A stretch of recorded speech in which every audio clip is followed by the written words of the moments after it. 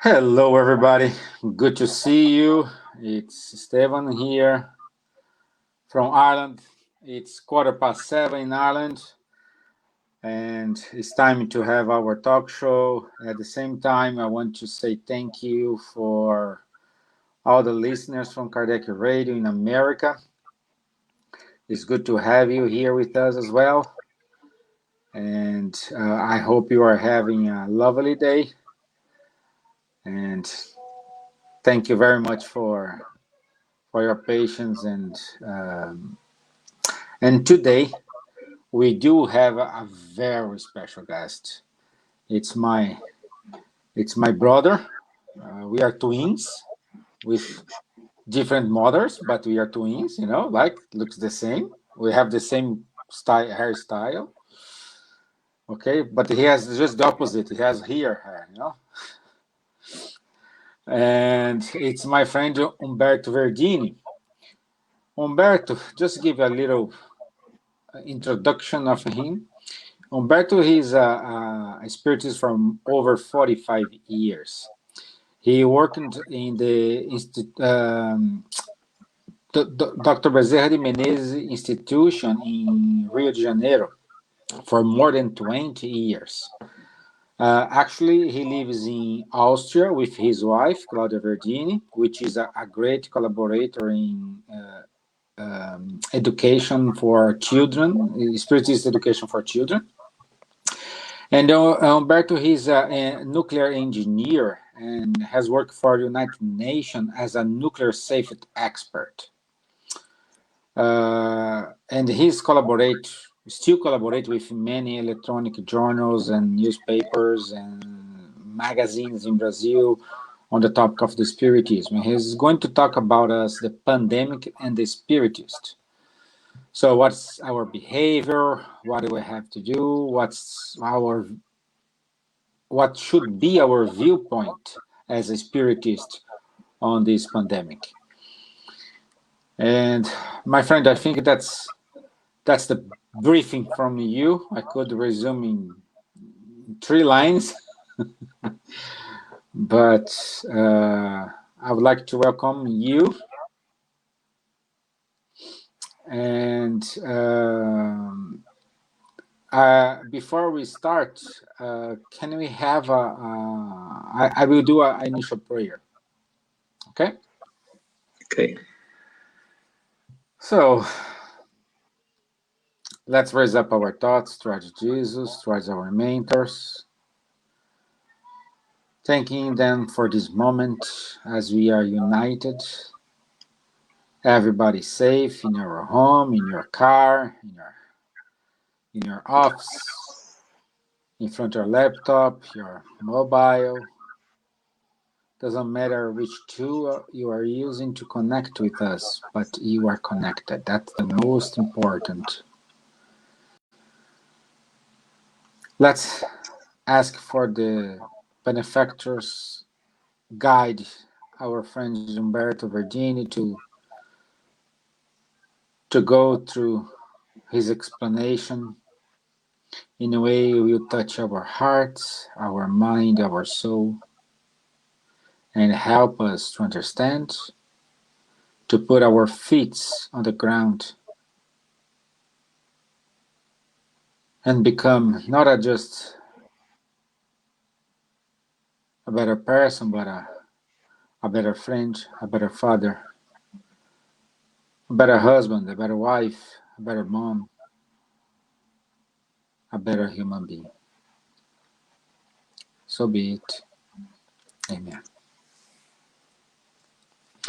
Okay, my friend, how are you? How's Austria right now? Well, my dear, Austria is a very beautiful place, as you know, but we see that the pandemic here is initiating the second wave. So it's very, very complicated. Austria is a very small country. It's only 8 million people. Vienna is almost 2 million. But we are having around 800 people per day contaminated here. And this, if you extrapolate it, compare with the the other countries, it's a very big number. Okay, so this is what we are having today. And to begin my conversation with you all, first I'd like to really to thank Stephen, you, for allow me to have this opportunity to talk about it, about this situation. And secondly, I'd like to thank also the audience, the people that are listening to me and listening and watching me in your homes and your places. And I thank you for the privilege to be there with you. You see, the situation of the pandemic with us is very complex. You see, I had in these first months, since March that began the pandemic reached my family. So I have, in the last months, my wife and my daughter, one of my daughters, they got the pandemic. They got the COVID. And thanks God, they are well. They are okay. My daughter, she's 99% recovered, and Claudia is reaching there. And so I thank God for their recovery. And I'd like to say something that I received, and everyone has received these some emails, some WhatsApps messages about the COVID. And a very close friend of mine wrote me a WhatsApp message saying that this is a dumb disease, that God is punishing us, punishing the humankind. And I saw also in the internet many people, spiritists, saying that this disease, this pandemic, is a catastrophic calamity, the one that Kardec wrote in the book of Spiritists. In the questions 737 to 741, when he asked the spiritists why God sent us these catastrophic calamities. And the spiritists told us that this is done for the development of the mankind, the moral development and the scientific development, because we are going to have new vaccines, new medicines to help each other, and the solidarity will increase, and the people will be more united, etc. So this is the objective of these catastrophic calamities. But I'd like to discuss this. I'll dare to say that what we are having today is not a catastrophic calamity, destructive calamity. It's not a destructive calamity. It's not. Why am I saying that? Because of the numbers.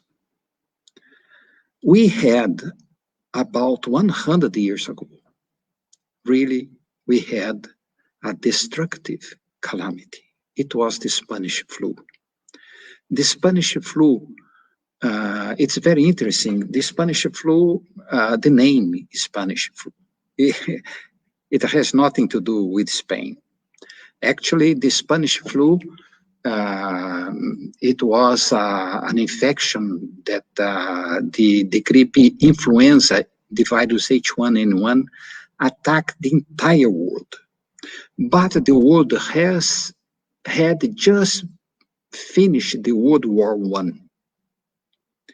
And the World War One has killed more than 11 million people.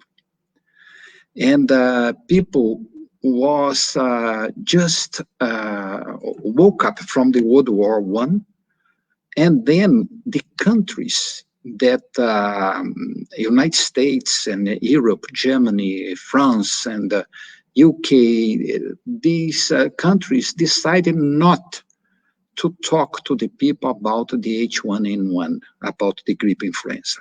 They decided not to talk about. They were deeming as it was a normal flu, nothing else.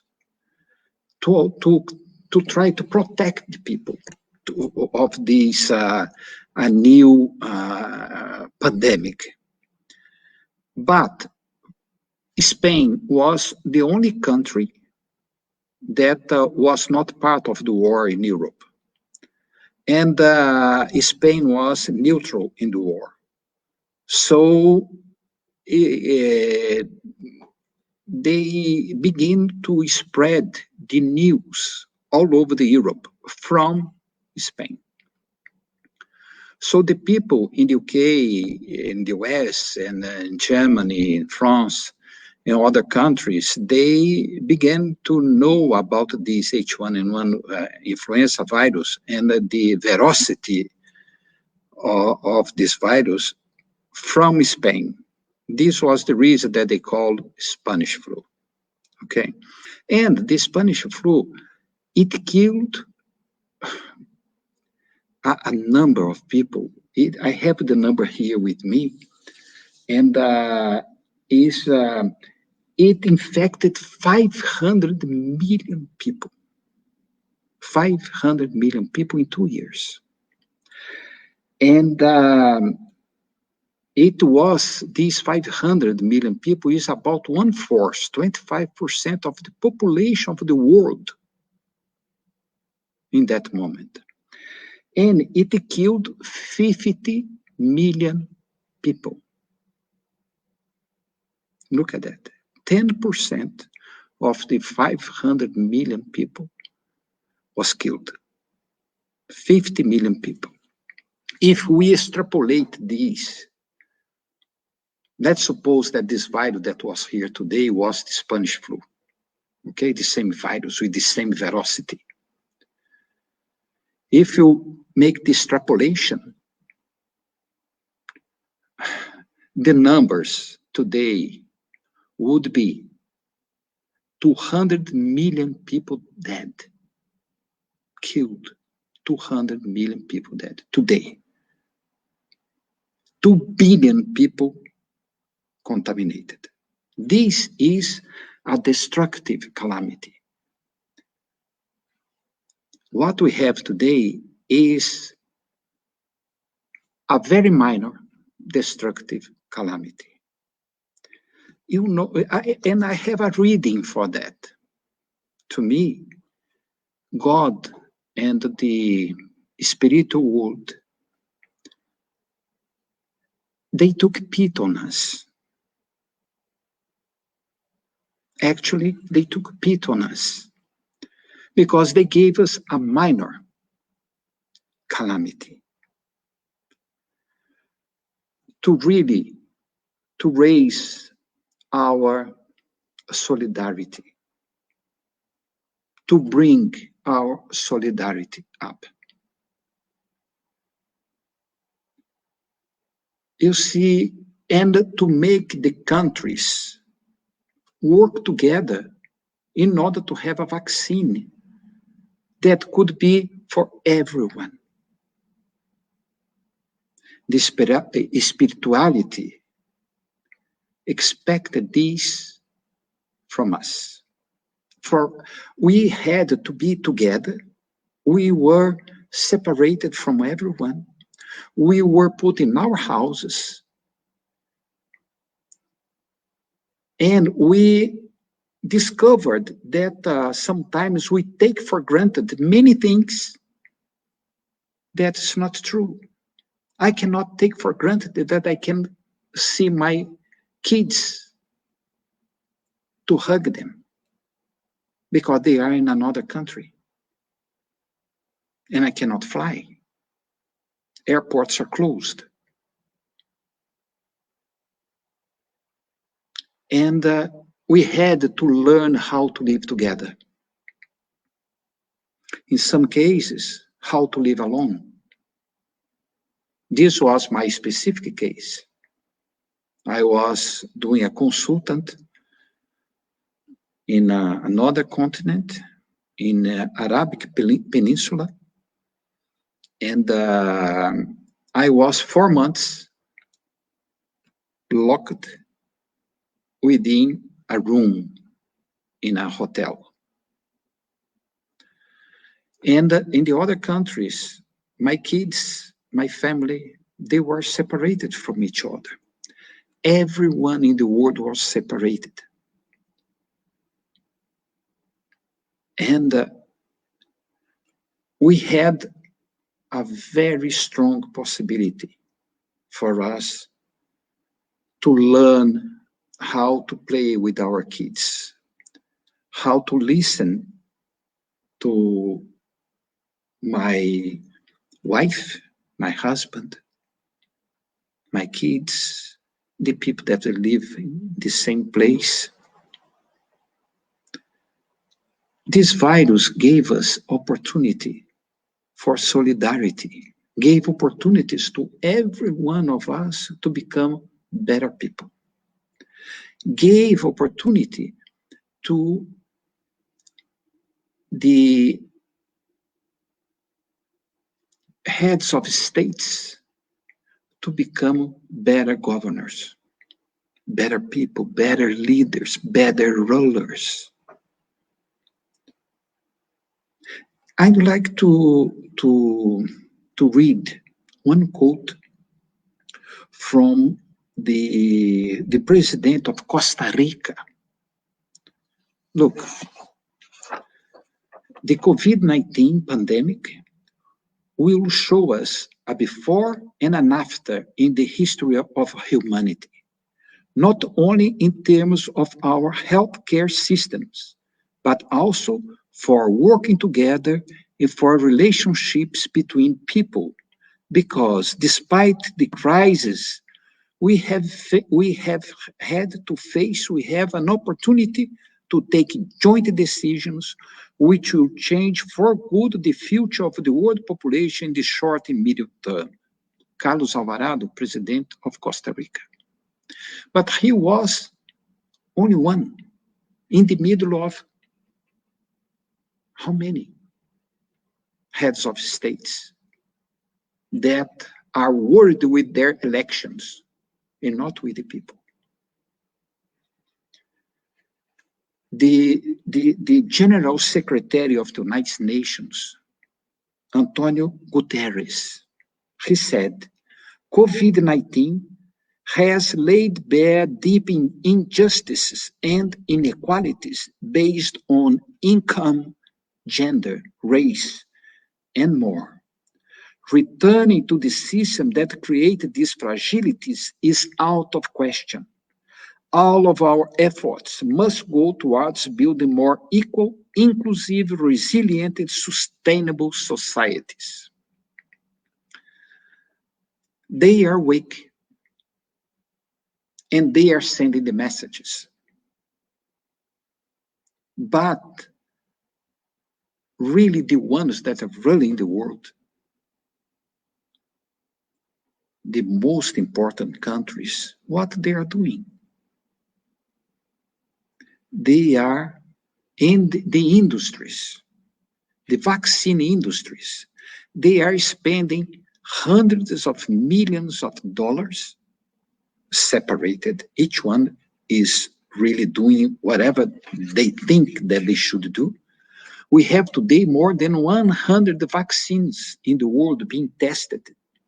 You can imagine if everyone stopped, if they joined their efforts to create one vaccine for the entire world, it would be much cheaper for everyone. And this vaccine would be universal. Look, let me read one thing to you that Pope Francis, I like this Pope. Look what he said. How sad it would be if, for the COVID-19 vaccine, priority is given to the richest. It would be sad if this vaccine were to become the property of this nation or another, rather than universal and for all. The pandemic has laid bare the difficult situation of the poor and the great inequality that reigns in the world.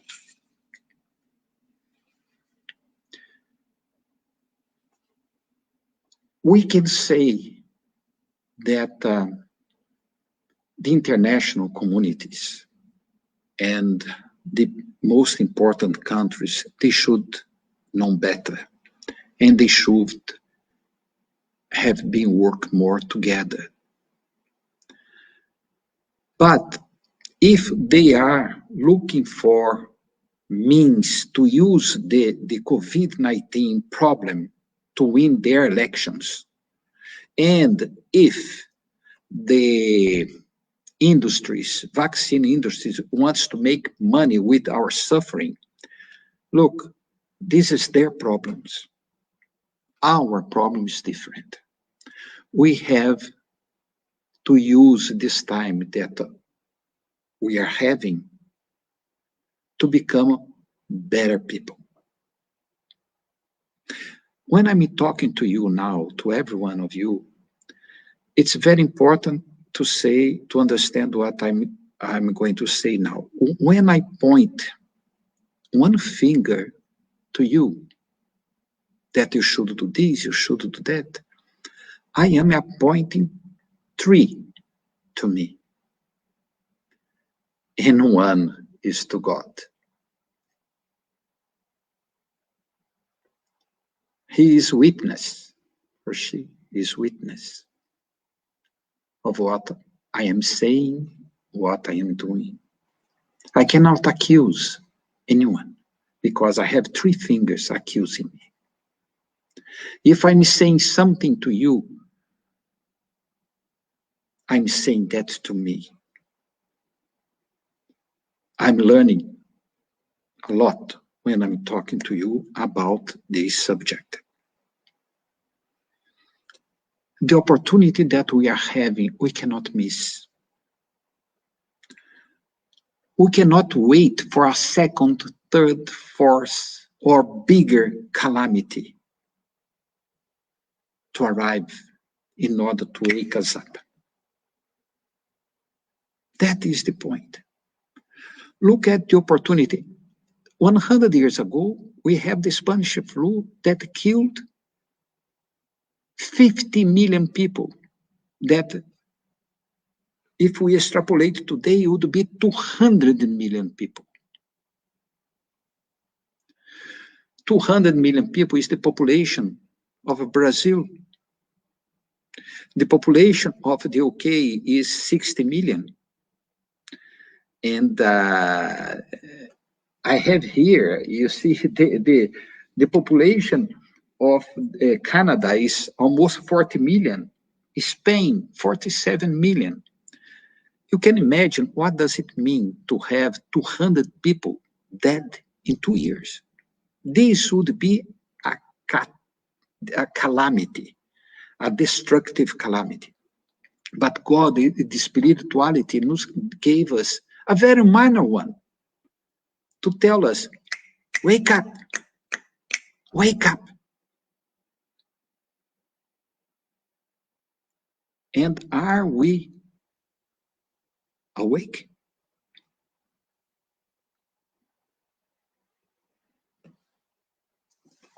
I'm going to read another quote of an author. She is an Indian, Arundhati Roy. Look what she said. She's a very famous in India.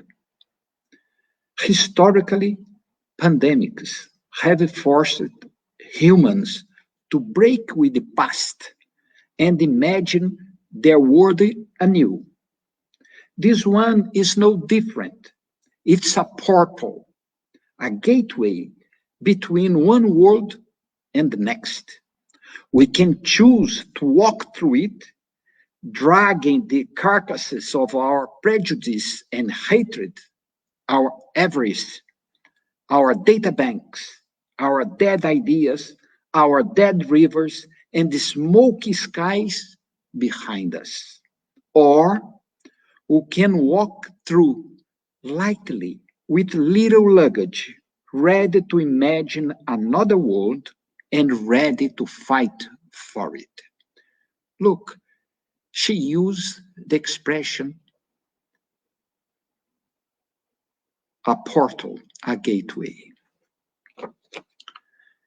And this is what we should understand with this virus. It's a portal, it's a gateway. We cannot miss this opportunity to really to fight the old men that are within each other, within ourselves. We have, in my case, I am Humberto. I have a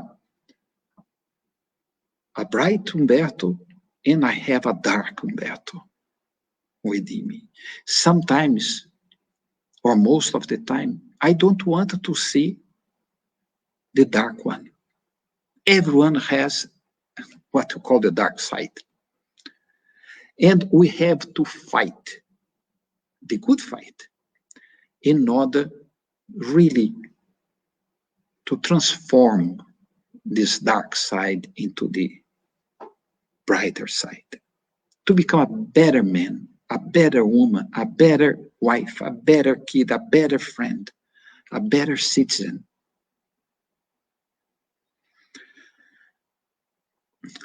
The opportunity is enormous. We sometimes we are so we try to measure. We have to reform ourselves. You see, I'm remembering now, recalling here something that I read that it is very important. So I'm bringing this here. I read that sometimes we act as we have a pain roller of the others. We measure the pain of the others. We compare the pain of the others. The pain of one mother that lost a kid with the pain of a person that broke up with her boyfriend or something else. And we compare and say this pain is bigger than the other pain. We have no right for that. Pain is pain. Perhaps this, within commas, smaller pain could be added to another pain and become greater than the other pain. Pain is pain, and we judge. She is or he should go to the hospital to see a person with cancer, and then he would measure his or her pain. We cannot judge the pain of others, and we do this. This is one point that we really have to think about ourselves. We cannot be judge of anyone. Everyone has its pain, and we cannot put the pain in a scale and compare it with the other ones, and we do this every day. So this is one example that I'm telling you that I learned during this pandemic. And we have really to understand this, to become better people, to become better persons. Look, let me read one thing because we are almost at the end already. One thing that I got from the Godspell according to the Spiritist, to the Spiritism, and is in the chapter 20, the Spirit of Truth. Look, let us work together and unite our efforts so that when the Lord arrives, he will find his work finished. Seeing that the Lord will say to them, "Come unto me, you who have been good servants, you who knew how to silence your rivalries and discords, so that no harm should come to the work. But woe to those who, as a result of their dissensions, have held back the time of the harvest, because the tempest will come and they will be taken away in the turbulence."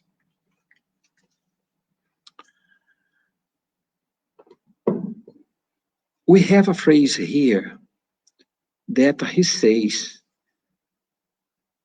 "Good servants, you knew how to silence your rivalries and discords so that no harm should become to the work." How many of us have really fight against this kind of feeling that we have?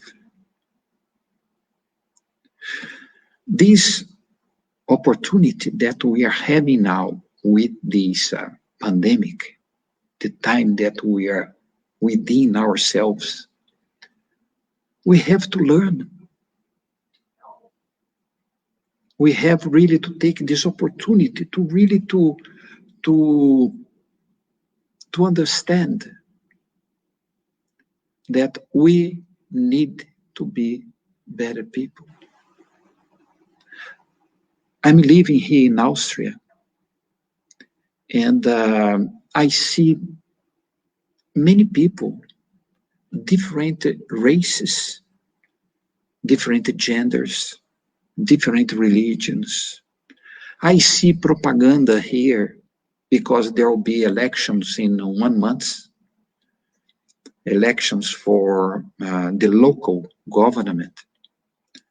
And the propaganda of the neo-Nazi party against the Muslims is incredible. It's shocking. We are not different. You see, we are not different. In some countries, in the United States today, they are almost in a civil war because of these civil rights, black and white. We are in the 21st century. There's no room for that. And we will have to understand that everything is connected. It was not for nothing that this pandemic arrived. It's to call us, to everyone, attention. Look, you belong to the world, but you have a part in this society. You are living in your house with your family, but you are living this society. If we do not change ourselves to try to really to combat, to fight against this dark shadow, how come we will be complaining against racism, bigotry, if within ourselves we are somehow accepting this?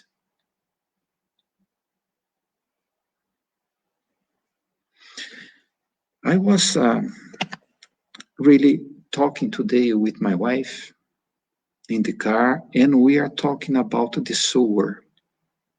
You see, that he is taking the seeds, planting the seeds, spreading the seeds. And I can tell you one thing, all of us, we are sowers.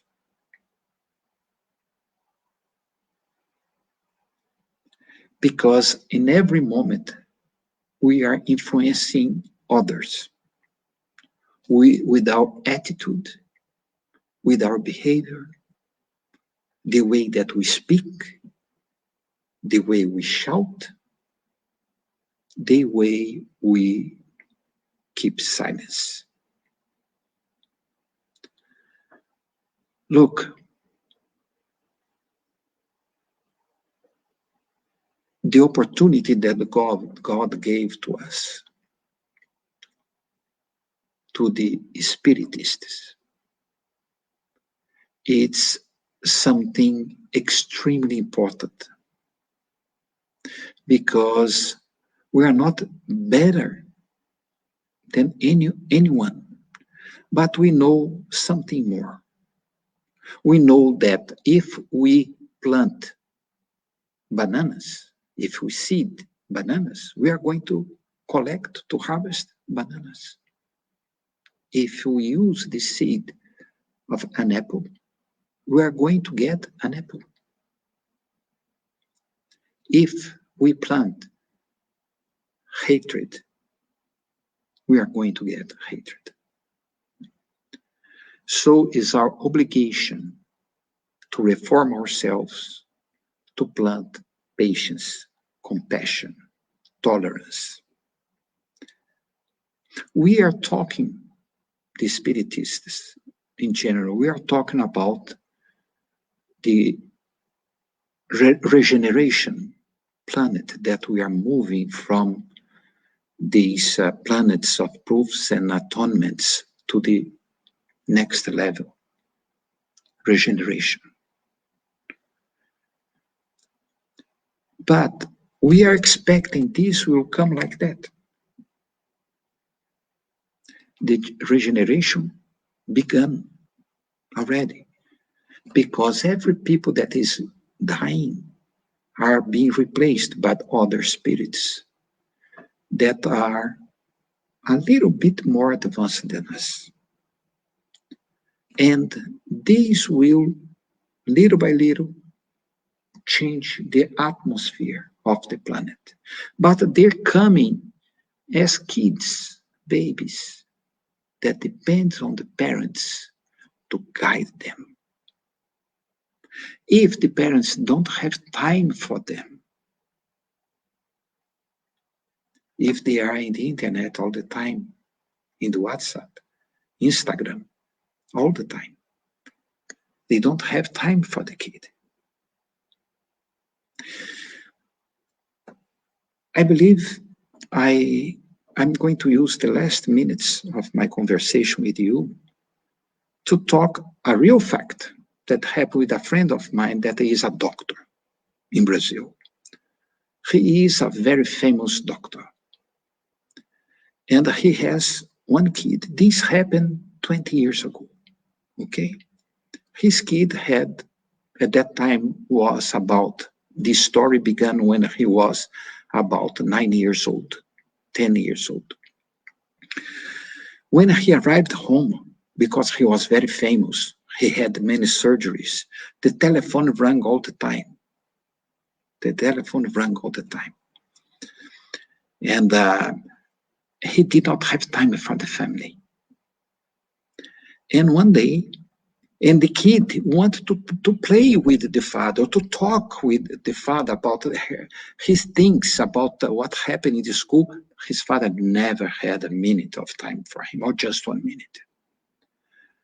And then one day he asked her mother, his mother, how much costs 1 hour of her father, the consult, okay, how much costs. And at that time, She said it was equivalent to today 200 pounds, okay? 250 euros, something like that. And then one day, after months, he came to his father. When his father arrived for dinner, he wanted to play with his father. And as his father said, my son, I don't have time. And then he said, Dad, he got his envelope and he opened. It was 250 euros and gave to his father. He said, I want 1 hour from you.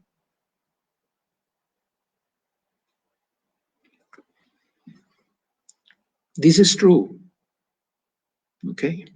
His father told me at that very moment, he saw his son and he said, my goodness, what I am doing with my family. Immediately, he stopped what he was doing and seated with his son and began to play with him. He never stopped playing with his son when he arrived home. So, my dear colleagues and friends, I can tell you this pandemic is an opportunity, a golden opportunity for us to become better people.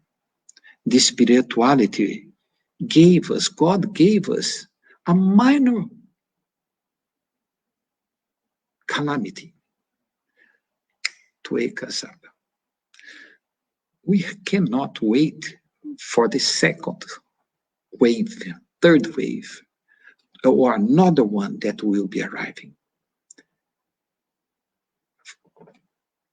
When a big suffering arrives, then we are going to really to wake up. No, we have to use this time, today, the present, because tomorrow is tomorrow, cannot happen, could not happen. We don't know. We don't know. A very close friend of mine passed away about 2 months ago with the COVID. Nobody knew. He did not expect it. He was well. From one moment to another, he went to the hospital. Sorry. And his time was over. So what we have to do to finish, just to wake up, to use this time. Let's hope that we're not missing this opportunity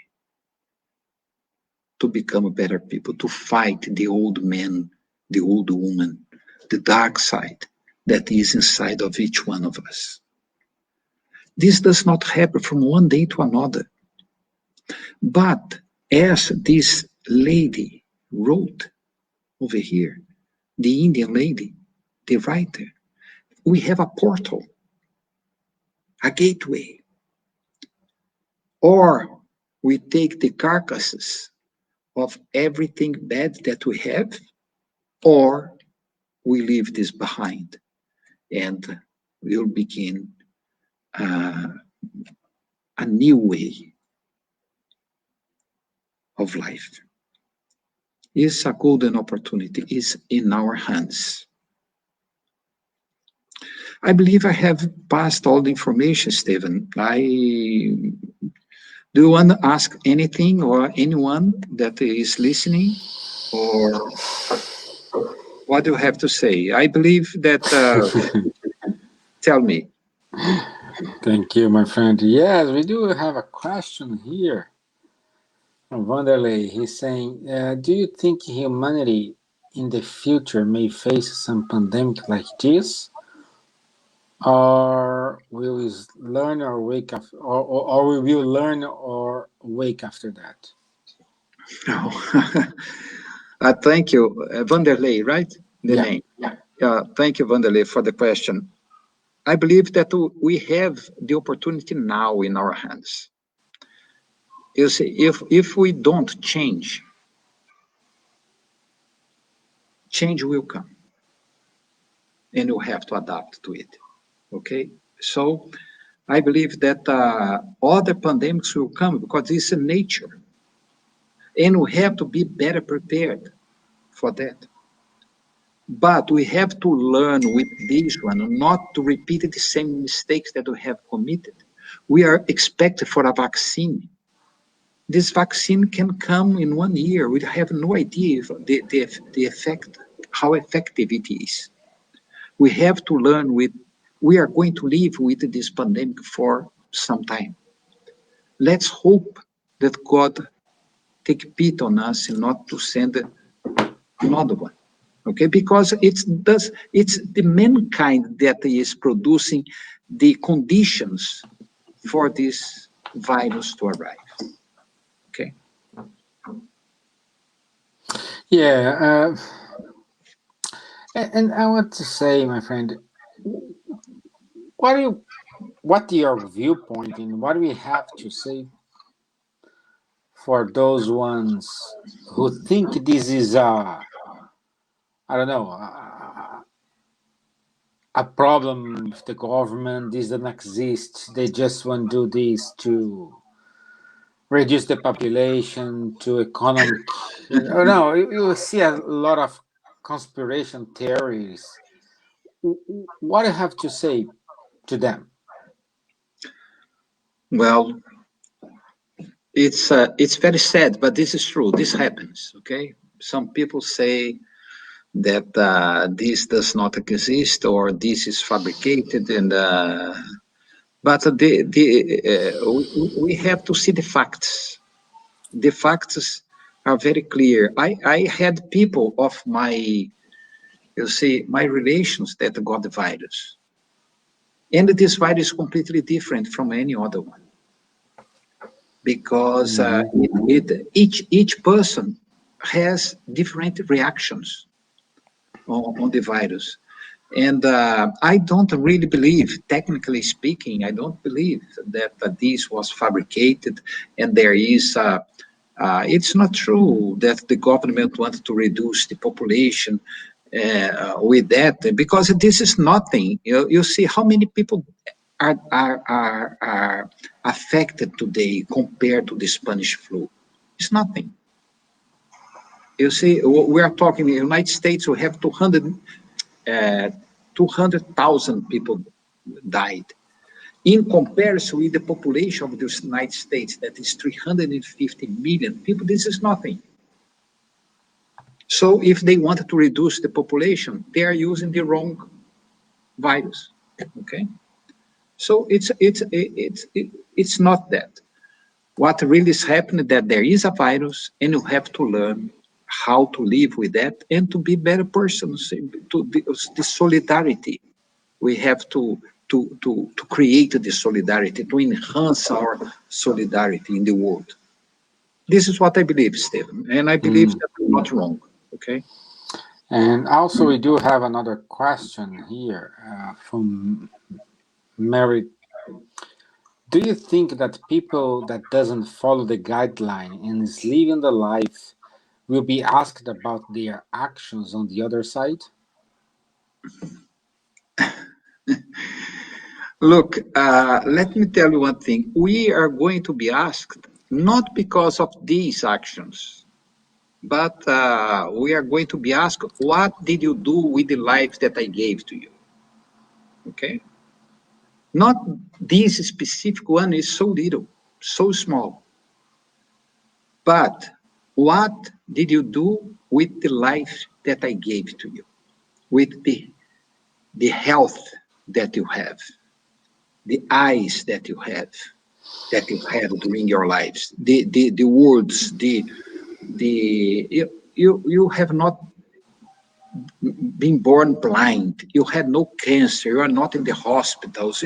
You see, and what did you do with the life that you have? This you are going to be asked. Not if you did not use the mask or this kind of thing, because this is so tiny, this is so small. We have, today, I have a friend that has his son, 22 years old, with cancer. Okay? And I talked to him today. And his son is 22 years old. Discovered in 1 year ago that he has something, and this something was a cancer. This cancer, like that. This person is suffering a lot. And he is learning.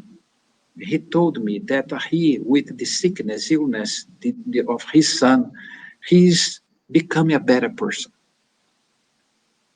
And I tell you, I will be asked when I go to the other side that what did you do with the tools that I gave to you? I gave health, I gave a good job, I gave friends, I gave a family. And what I'm going to do? What I'm going to ask? What I'm going to say? I was a spiritist. I was a medium. I was this and that and that. Does not matter. He's going to ask, how many tears did you dry up? How many hugs did you give to the people that was suffering? How much of your time, how many patients did apply in your life? This is the things that will be asked, nothing else. Yeah, taking a lift on Mary's question, do you think that those people who doesn't follow the guidelines shall be considered suicide? Well, I don't think that there will be suicides, but they are, how can I say, co-authors of crimes because they are contaminating others. They could be contaminating others, and someone of them could die. When we use the mask, we are not protecting ourselves. We are protecting the other ones. A person that has the COVID, the virus, and uses the mask, a person that is asymptomatic, he does not know, or he knows that he has, but does not have anything, but he covers his mouth, and he goes outside, he talks to people, but he's protecting the other one. So if they don't do it, they could contaminate and some people could die. And then, in my opinion, he is a kind of a co-author of a potential crime, you see, not a suicide. Or could be if he got the virus, if he gets the virus, I don't know. You see, because you said the responsibility is enormous of every single person, because we are part of a chain reaction that we really have to stop this chain reaction. Yeah. Yeah, my friend, we are close to our time, but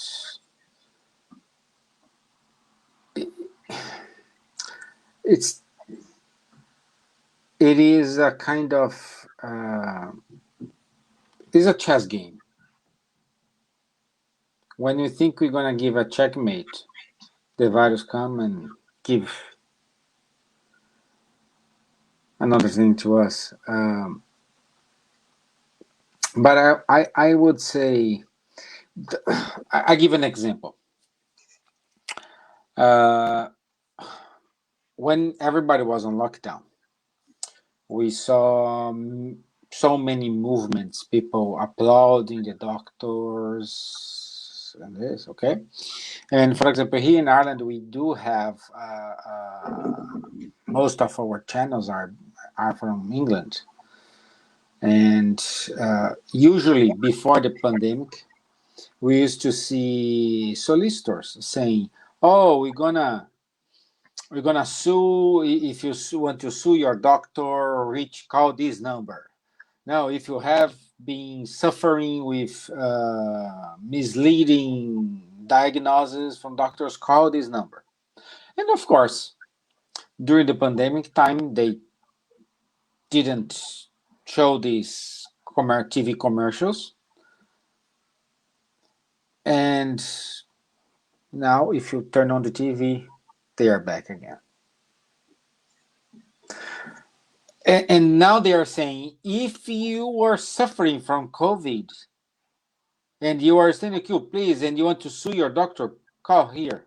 So the same guys they were applauding 2 weeks ago, let's say, now they want to sue them because I don't know, they have some kind of consequences of the COVID, like somebody is still feeling ill, or they have some further consequences. Now they do have a kind of disease because of the COVID, and they want to sue the doctor. So, do you, from this perspective, I don't see any lesson learned. Esteban, this is true. Some people does not learn. Some people does not learn. And that is their problem, because they are receiving the same information that we are being receiving. But it's their problem because they are not learning.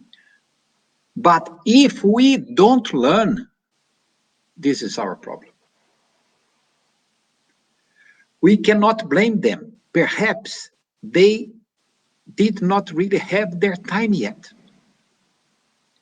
But we know that we have to learn. We have to listen. And we have to absorb this information in this learning process. But you are true. It's very true what you said. They did not learn. And most people, regretfully, I must say, they didn't learn with this COVID. But some did. Some are better persons. This lady this Indian writer, she said about the portal, the gateway. It's true. It will depend on each one of us. If you wanted to pass the gateway with the carcasses of the same thing that we had before, it's our business. It's our problem. Or you can leave that away and be light. You see, be better persons. That is the problem. It's a pity. This is what I said. This spirituality gave us this virus, a very minor one, to test the humankind. Look, wake up, test the solidarity, be better, join the efforts, governments, join the efforts. You have a common enemy. Yeah. Or we are waiting for an alien aircraft to arrive to every single person, country to join the efforts in order to combat the alien. This alien is already there, is this very tiny, weak virus, because if it was a disease like H1N1, my God, every single family would have lost a person in the world.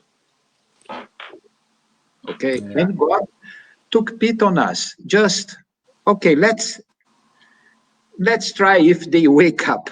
Just, and we ourselves, we create the conditions for this little virus to appear in the world. It's not God. God is not really doing this kind of things. He took pity on us because we are creating, we are giving the condition for this kind of virus to appear. If we were better persons, if the governments were working together and the vaccine would be already here. And we are fighting against each other. We are China against United States. As you see, UK with the Brexit plus the COVID is really suffering a lot. Will take suffering to everyone. We are not learning. You see, the heads of states are not learning. We can see one or two of them really getting this idea, getting this feeling, but they don't have power as the big one has. Yeah. Today in the news, we on BBC, there is a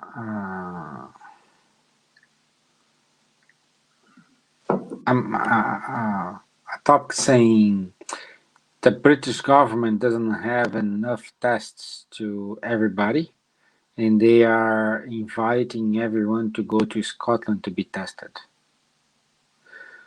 And the question is what the government did during the summer and didn't buy enough tests knowing that the winter will come, or even though spend money to have their own resources to produce the tests by themselves. You see, it's a missing opportunity. Yeah. That is the key of this chat that we are talking today. We cannot miss the opportunity. We have to learn because this virus will be with us for Long time. I don't know, 1 year, 2 years, or even more. We don't know. Nobody knows. No scientific person of science can say that. Can say that this will be over. I have here just to if you allow me, you see, look, one professor, the director of the Institute of Virology of the University of Bonn in Germany. This virus is not disappearing. It has now become part of our daily lives. It will still be here in 3 years, and we have to find a way to live with it. This is from last week. Okay, so we have to and another one. This is from the UK, from the University of Oxford, Professor Carl Hannigan. Epidemics are non-linear. They tend to be chaotic with few certainties. Leaders cannot foresee the future. They need flexibility in their planning. In fact, epidemics are like war, foggy, unpredictable, and never go the way you think they are going to be. So, my dear, what we have to do, we have to learn with this opportunity. We have to really to learn to combat the person, the dark side that we have. I am insisting this because this is what we have to do. If the ones that should have done many things, as you said, they haven't done, it's their problem. We vote for them. Yeah. Okay? So what we have to do is that, we have to do our part. Yes. This is our situation. Well, the good point is these teachers taught us parents need to be parents because they need to look after their children. And couples have to see each other. So people, as you said, people are alone at home. They need to know themselves. So that's the common point. Also, we do have some comments here. Our friend Don from Chicago. He said that Divaldo commented that the videos will take like 1 to 2 years, and we didn't know this was going to last this long at the beginning. This is true. Yeah. That's Everyone said. made plans to travel at the end of the year. I had plans to travel. I had plans to travel to visit you. I know that. I know. And I had plans to go this summer to Austria. Yeah, so you see that we cannot do. We only can take this opportunity really to understand, to learn, and really to do our part in this situation. Yeah. Okay, my dear friend. So we are over 5 minutes from our time, but when the conversation is good, we always have questions here, but we need to follow the schedule. If there is a need, you have my email, and you send it to the people, or you write to them, and Yeah, they you can say here, say your email, and people can. Is h.werdine@gmail.com. Werdine is Dine. Werdine. Yes. H. W W H.werdine@gmail.com. Werdine at gmail.com. So I put this on the comment box, guys. Feel free to reach out, Humberto. Humberto, my dear friend, thank you very much for your clarifications. Our friend Danny, indeed, really good conversation, Stephen. Yes. And once again, thank you very much for your availability. Our best to Claudia. I know she's recovering. She's recovering well. And you, my friend, take care of yourself as well. And till the day I can hug you again. Okay. Thank you for the privilege. Okay, to be with you all. It was really my pleasure. Really. Thank you. I enjoyed. Thank you. Would be able? Can you do a final prayer for us?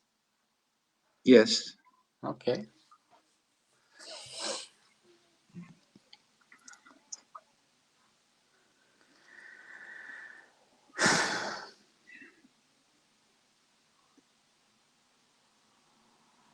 My dear friend Jesus,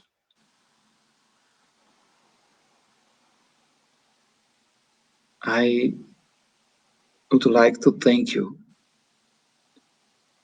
for everything that I have in my life, for the family you gave me, for the health that we have, for the eyes that see the beauty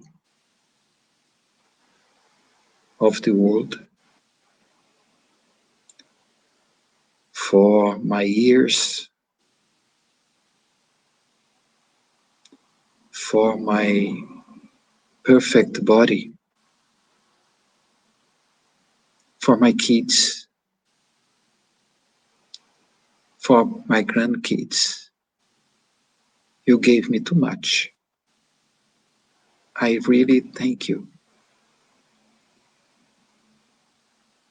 for everything, for the gift of knowing the Spiritism, for the gift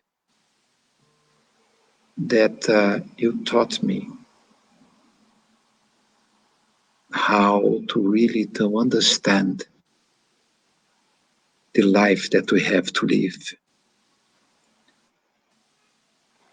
I thank you, my friend, my father,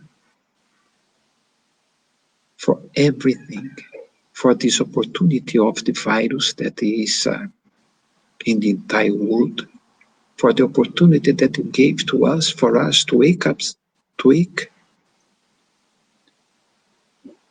and to be able to talk, to try to plant some seeds, to understand that we have to fight against this person that still struggles within us as a selfish person. Thanks for the opportunity of the life that you gave to us. Today, there are so many people that are dying, that are finishing their term in this life. And we are still here. Thank you very much. And let's keep us trying. Help us keep us trying, really, to use this portal, to really to walk through it and be a better person and help enhance the world that surrounds us. Thank you very much.